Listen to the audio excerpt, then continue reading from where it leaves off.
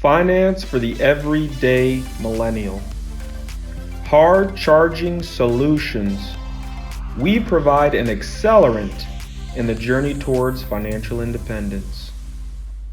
Technology has transformed just about every aspect of modern life, from the way we work to the way we play. And nowhere has technology's impact been more personal or more immediate than in the financial arena. Our digital wallets have become just as important, if not more so, than the real ones we carry around with us. In 2009, everything we thought we knew about money blew up overnight with the invention of the world's first true digital currency called Bitcoin and blockchain, which was a new way to record and manage all transactions and trades made using this new currency. Each idea was revolutionary on its own. Together, they've opened doors that extend far beyond the world of money and banking. This is the first of a multi-part discussion on cryptocurrency and blockchain technology. We'll focus first on digital money or cryptocurrency, what it is, what it's worth, and how to obtain it. In a separate video, we'll look at blockchain, the technology that makes digital currency possible. So let's talk about the 3 ways you need to know about crypto as a digital or cryptocurrency. It's typically known as cryptocurrency, first of all. Is it really money? Bitcoin is a digital currency. To be more precise, Bitcoin is a decentralized digital currency. Bitcoin, like other types of crypto, was not authorized or issued by any national government, like the US dollar or Japanese yen. You can't go into your local bank or credit union and get a roll of Bitcoins to do your laundry, because Bitcoins doesn't exist in the real world. There is no central bank or financial administrator in charge of Bitcoin or any other type of crypto. Digital currency is held online within a cryptocurrency wallet, which is a secure program or application that stores your private keys that keep your crypto safe from others, yet still available to you.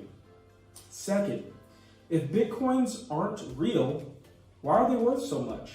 This is where things get interesting. Bitcoin was created as a new type of currency. Currency is what economists call money. In this country, our currency is the dollar.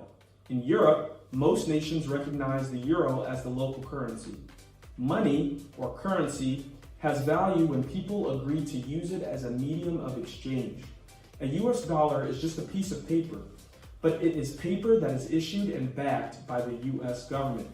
It has value because it has national backing and because everyone will accept it as a medium of exchange. We know that Bitcoin is a decentralized currency. It's not a type of legal tender, yet Bitcoin has value because some sellers and investors are willing to accept it in exchange for goods, services, or other types of currency. It's interesting to note that in 2009, when Bitcoin was invented, the value of 1 Bitcoin was effectively nothing.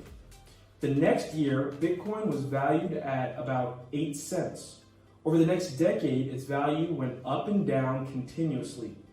At its all-time high, 1 Bitcoin was worth about $64,000 as of the fall of 2021.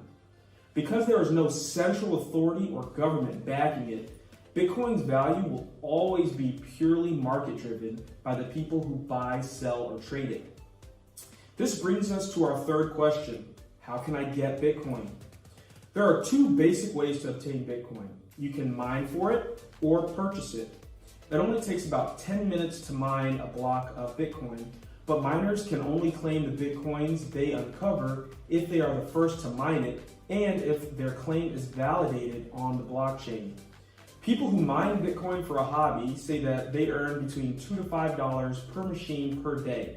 So the chances are that you're not going to get rich by mining Bitcoin.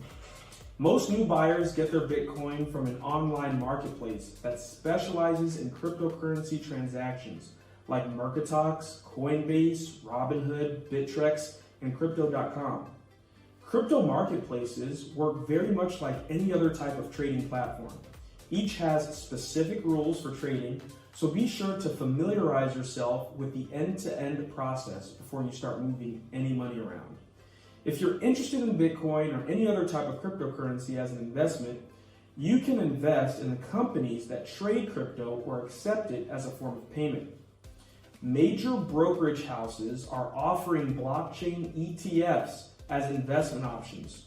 Keep in mind that crypto and blockchain are considered fairly high risk, so these are not investments that you should make on a whim. Feel free to get some insight from your trusted RINO Invest financial advisor before you add crypto to your long-term investment portfolio. Now that you know a few things about cryptocurrency, check out my next video where we look at blockchain, which is the technology that validates and secures all types of cryptocurrency. Till next time, thanks for watching, and remember, it's always a good time to cash in with Cassian.